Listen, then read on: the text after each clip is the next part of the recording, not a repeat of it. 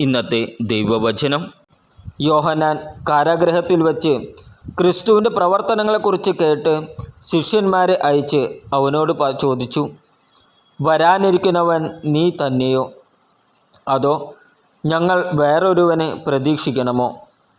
യേശു പറഞ്ഞു, നിങ്ങൾ കേൾക്കുന്നതും കാണുന്നതും പോയി യോഹന്നാനെ അറിയിക്കുക.